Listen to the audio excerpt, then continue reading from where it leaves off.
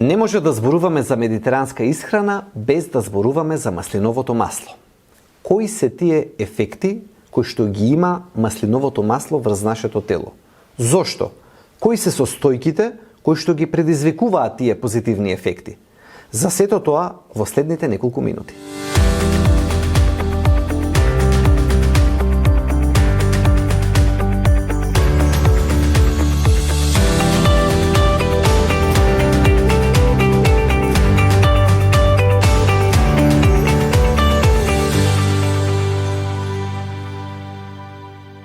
Што го прави маслиновото масло да биде толку здраво? 73% од неговиот состав од киселините отпаѓа на мононезаситената киселина, олеична киселина. Се смета дека токму таа е носител на антиинфламаторните карактеристики на маслиновото масло. Дополнително на здравите незаситени масни киселини.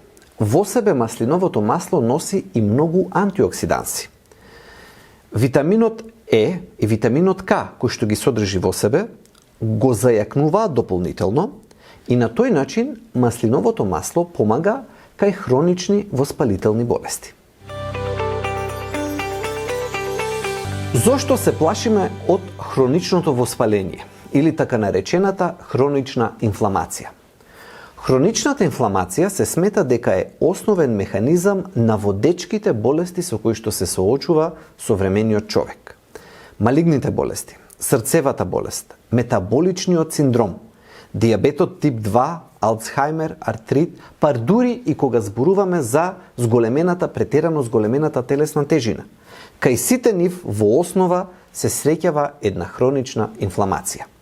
Секојдневната употреба на така наречено ладно цедено маслиново масло доведува до тоа да се гаси таа инфламација, бидејќи тоа во себе содржи силни антиинфламаторни или антивоспалителни состојки. Овие карактеристики на маслиновото масло да бидат против воспаление се следени низ научни студии.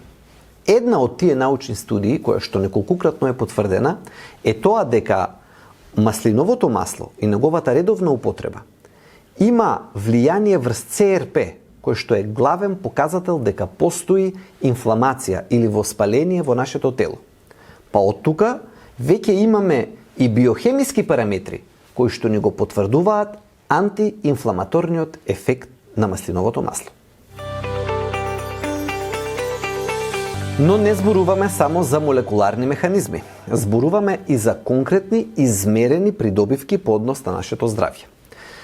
Многу научни студии следеле кај пациенти кои што редовно употребуваат маслиново масло, особено во медитеранскиот регион, која е стапката на мозочни и на срцеви удари. Се наоѓаат повеќе научни студии кои што охрабрувачки делуваат во делот на тоа дека има така наречен протективен или заштитен ефект, при што треба да нагласиме дека непретерувањето со неговата редовна употреба може да придонесе за подобро здравје и на нашето срце и на мозокот. Кога зборувавме за Алцхаймеровата болест, спомнавме колку е важна физичката активност. Но многу научни студии одат чекор понатаму и наоѓаат корисни аспекти и во редовната употреба на маслиновото масло. Имено, научни студии кои што следеле медитерански начин на исхрана кај пациенти со редовно застапена и риба, но и маслиново масло, утврдиле подобрување на мозочната функција или на когнитивната функција кај тие пациенти. Зборувавме за намалување на инфламацијата во нашето тело, на хроничното воспаление, благодарение на редовната употреба на маслиновото масло. Исто така, овие позитивни ефекти ги видовме и кај кардиоваскуларните болести, кај здравието на срцето и кај мозокот. Но и конечно последната група на малигни болести исто така има слични позитивни ефекти како и претходните. Имено, во одредени региони во Медитеранот има намалено присуство на различни видови на малигни болести, при што еден од главните причинители за тоа се смета дека е и маслиновото масло, неговата редовна употреба и состојките кои што се наоѓаат во него, а ја штитат нашата ДНК и не дозволуваат лесно да биде оштетена од радикалите. И за крај, со право го фалевме маслиновото масло. Има навистина позитивни ефекти. Богато е со антиоксиданси, со витамини, помага на нашето тело, се бориме преку него со многу болести. Но, едно мало предупредување. Не треба да претеруваме. Има одредена доза која што треба да ја пазиме.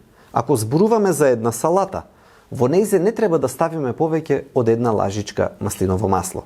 Ако го претеруваме, можеме малку и да си ја зголемиме телесната тежина.